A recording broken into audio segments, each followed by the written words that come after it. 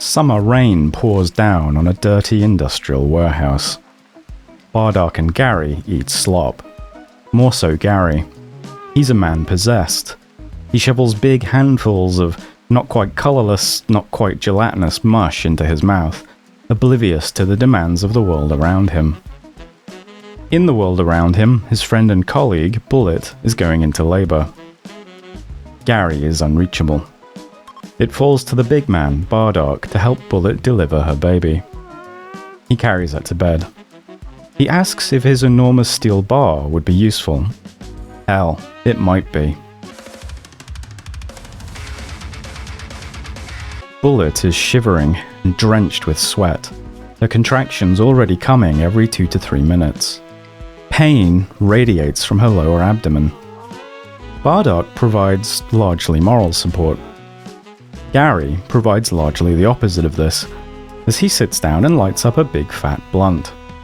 The tiny birthing room quickly fills with smoke leaf smoke. Bullet has been in labour for about 5 hours, and is physically and emotionally exhausted. Bardark helpfully tells her to push. Gary stops by for another serving of protein sludge. Finally, with one last scream, Bullet successfully delivers a healthy baby. It's a girl, who Bullet chooses to name Hex. Baby Hex manages to latch and begin feeding from Bullet almost immediately.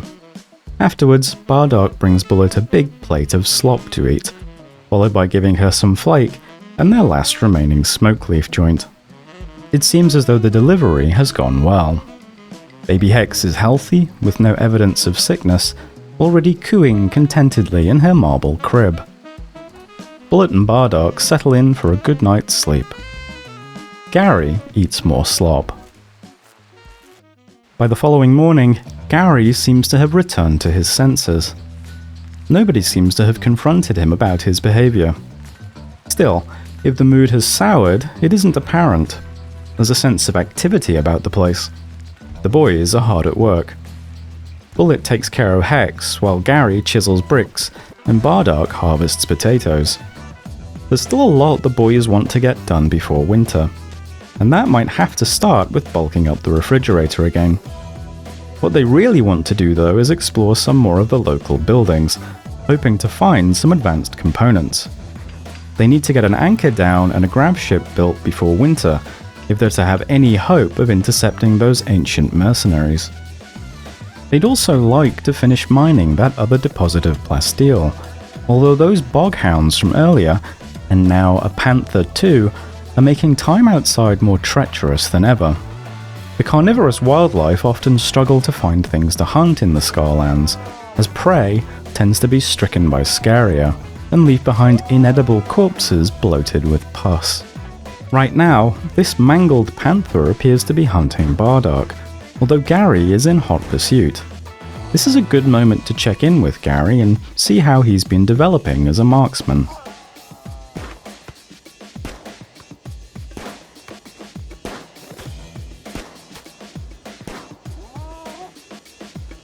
He could still use a little work.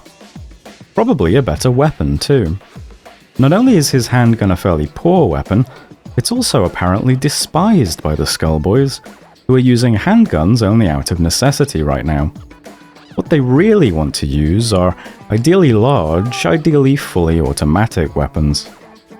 Baby Hex seems to be lifting the mood. She can be seen here giggling in her crib, to the delight of both Gary and, especially, Bullet.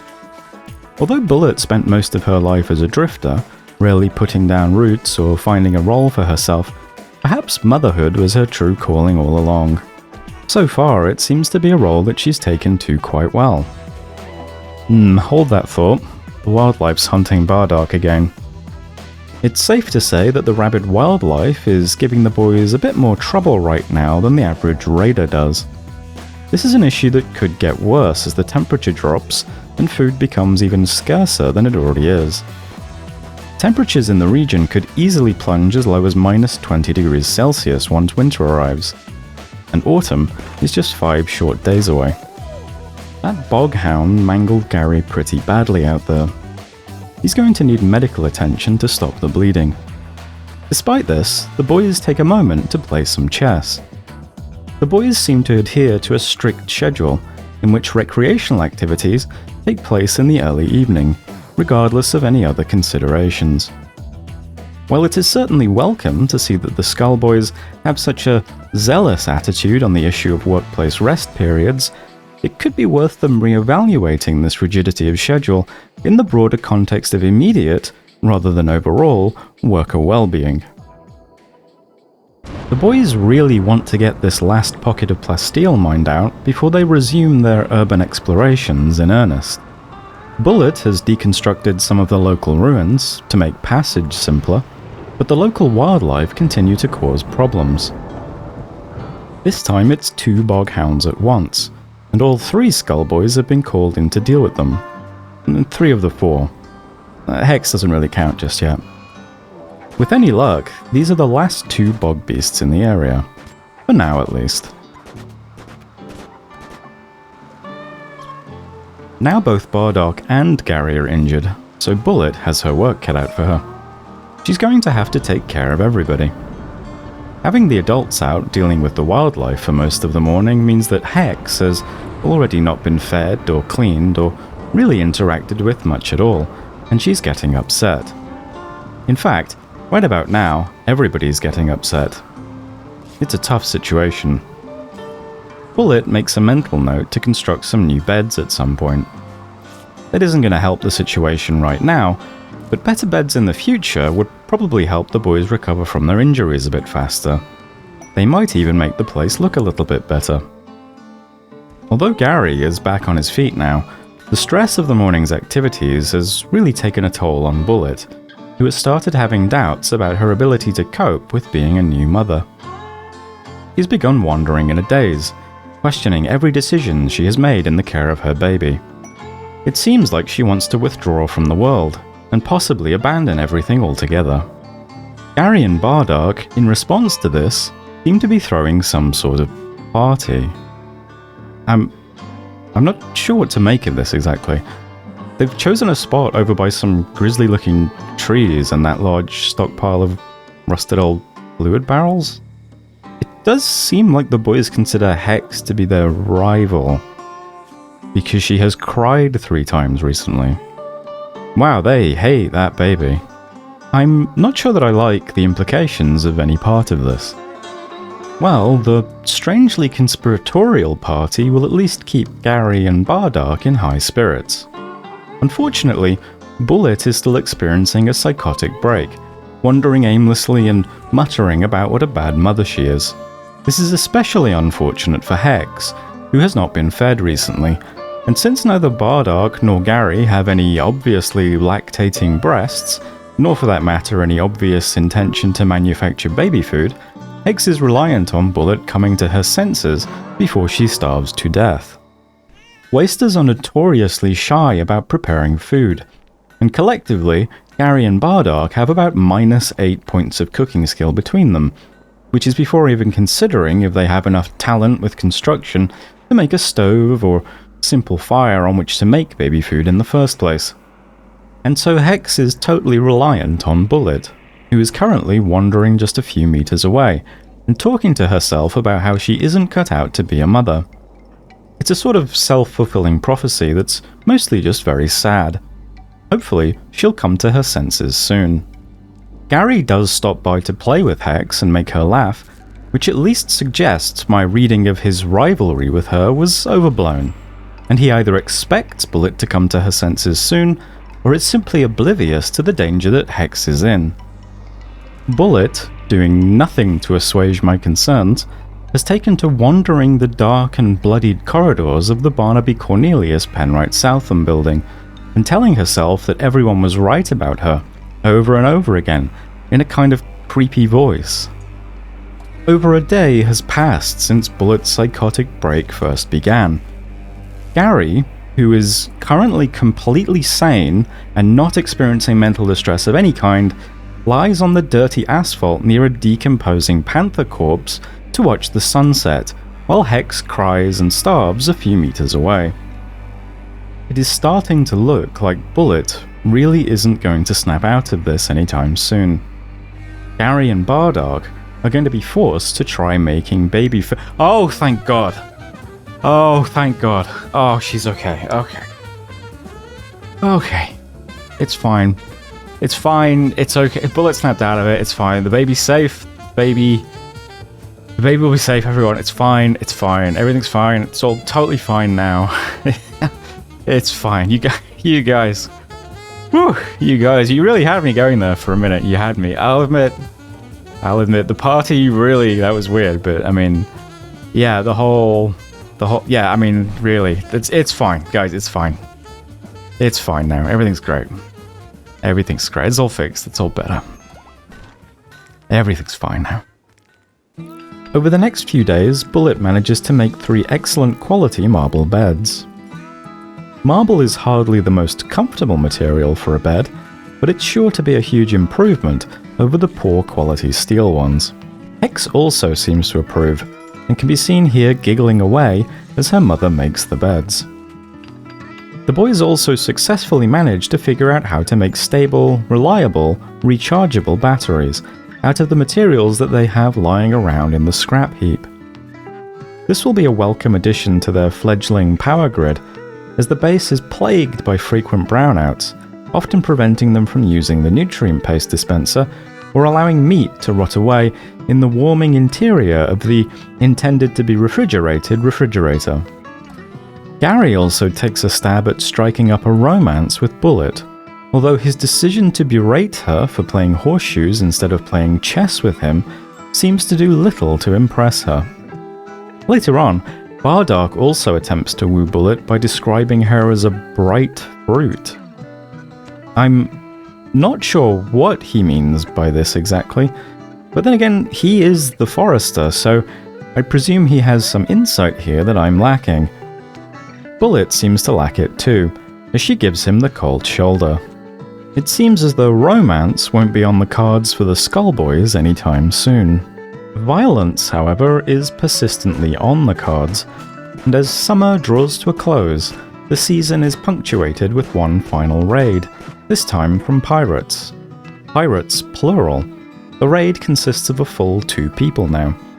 The boys don't have as tight a game plan for 2 attackers, as Bardark only knows how to yell insults at 1 person at a time, but it still proves to be no real match for their somewhat coordinated firepower. Almost immediately afterwards, some more tribal merchants pass by. The tribal merchants seem to have an almost amicable relationship with the SKULLBOYS, somehow. Most likely because the sheer number of people arriving with their caravans makes the SKULLBOYS reluctant to attack them. Bullet sells them some clothes she just looted from those 2 pirates, in exchange receiving a bit more wood and, as it turns out, some information. The caravan reports of a large, long-abandoned chem fuel refinery far to the northeast. Another tempting target for the boys once they've built themselves a grab ship, no doubt. Oh right, and one last thing. Somebody crash-landed nearby. Not sure what the story is with that guy, but I mean, he could probably be saved with some timely medical care. But of course, I doubt the SKULLBOYS have any interest in saving him. Wait, Gary, are you actually rescuing this guy? Huh. Well, I mean, maybe that... Oh. He stole his pants. Oh well, you know. Okay. The sun is up. The boys are up. It is the 1st of September. Autumn has begun. Bardark has been hard at work, mining steel and components from nearby deposits. Bullet intends to build an extension onto their storeroom for housing batteries. There are also plans to install electric heaters, and they're going to need the... Jesus Christ! God damn it. And they're going to need those sooner than they might think. What I was going to say... Fucking shit falling out the sky, man!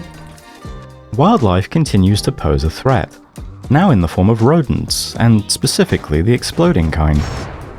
Both rats and boom rats are common in the Scarlands, and while both tend to carry disease, the boom rats tend to die in more spectacular fashion. They are likely responsible for at least some of the damage to the nearby buildings. Not that they weren't plenty damaged already to begin with. Perhaps out of retaliation, Gary has taken to hunting down rats all over the map, and in doing so is about to inadvertently stumble into the single largest and most dominant structure in the entire area. The Blessed Evgeny of the Real Meat Research Hospital and Dental Surgery sponsored by Glenebenebecker Industries. The large building we know today as the Blessed Evgeny of the Real Meat Research Hospital and Dental Surgery sponsored by Glenebenebecker Industries began as the Sacred Free Clinic of Blessed Evgeny of the Real Meat, built in 5277, and consisting of just the small rectangular building still visible on the north side of the structure. It was built by ideologist members of the Pristine Path ideologion and dedicated to Blessed Evgeny, an ideologically significant historical figure purported to have performed several miracles, the most famous of which consisted of transforming meal rations containing artificial meat substitute into meal rations containing real meat. I'll talk a little more about the hospital's history later on. For now though, Gary's pursuit only takes him through a few rooms and corridors of the building. Although there are plenty of old tables, ruined devices, and decrepit appliances inside, the really surprising find is what appears to be a functioning cryosleep casket with one occupant. It's almost impossible that this would be a patient from a time when the hospital was actually in use as a hospital. A more likely explanation is that a more recent explorer took advantage of the pod for one reason or another, and then was either left behind by their group, forgotten about, or anyone who knew they were here ended up dying in the wasteland. Occasionally, undesirables get intentionally trapped in abandoned pods like these, either as a form of punishment or exile. It's hard to know exactly what sort of confused or frightened individual might emerge from such a pod once it's popped open, which is something I'm sure the boys are planning to do now. The steel has been mined. The batteries have been made. Even one of the new heaters is down. It looks like Bullet is going to spend some time putting down real floors now. Just concrete, but might be easier to keep clean. Maybe.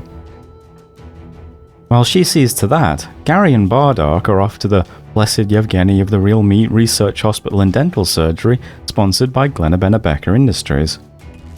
I should probably just start calling it the old hospital, shouldn't I? Yeah, probably. While the boys get themselves ready, I'll continue from earlier. In 5299, a combination of hostile zoning practices from the regional government and local ideological disagreements forced the clinic into partnership with a so-called Regional Business Steering Group, and though the building was expanded substantially, it was handed in part to the head of a dental surgery consortium, who insisted the building be renamed the Blessed Evgeny of the Real Meat Hospital and Dental Surgery, to ensure the locals were aware of the expanded suite of services now on offer. By 5344, although the hospital had become a much larger building and an established part of the local community, serving the needs of the expansive working class employed by the local, thriving industrial sector, ideological tensions between the hold that thought. During their trip to the cryosleep pod, the boys stumble into yet another cryosleep pod. Although this one seems to have attracted a few more dormant militors, possibly leeching from its power supply. The boys waste no time, choosing to quickly down one of them in a combined assault before turning their attention to the other. It's not pretty, but they seem to get the job done with minimal injuries. They might want to take a moment to... nope, still wasting no time. Looks like Bardark has decided to pop open the pod immediately. The pod's occupant turns out to be an extremely hostile man named Merlin, who begins attacking the SKULLBOYS immediately, and is very well equipped relative to them. He's wearing a full set of flak armor over a synth-thread shirt, and is armed with a Hellcat rifle. In an open gunfight under better conditions, he'd no doubt be a difficult opponent, but in this situation he'll be reeling from cryosleep sickness, and already has Bardark beating him with his enormous steel bar. To his credit, he does put up a very strong fight, but is eventually brought down. The boys carry out the summary punishment of being both weaker than and in the presence of the SKULLBOYS, which is to strip him of his belongings and then beat him to death. And actually, while Gary patches up Bardark's injuries, let me just... Where was I? Ideological tension between the hospital's founders and dominant government and business leaders, particularly on the use of patients in medical research, led to serious economic and infrastructural retaliation from both the government and the hospital's vendors.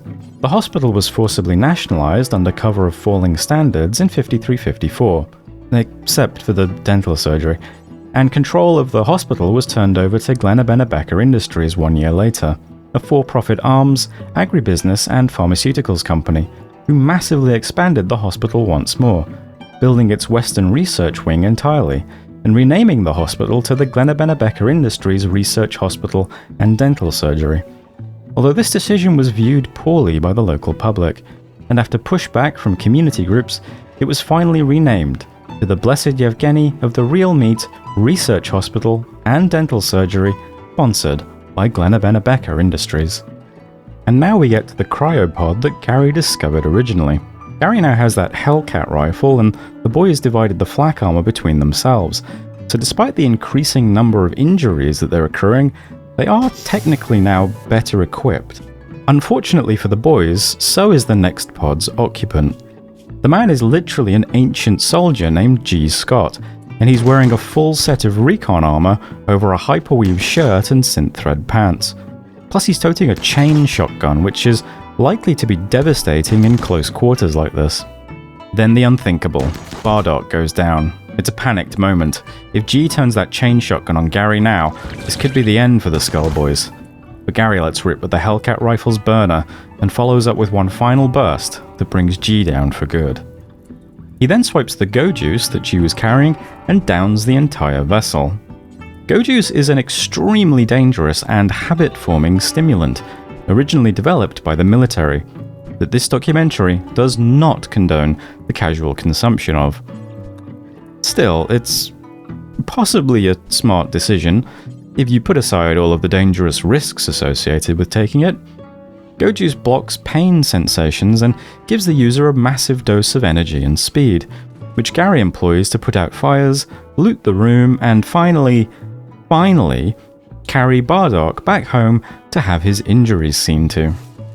So what will the boys do next?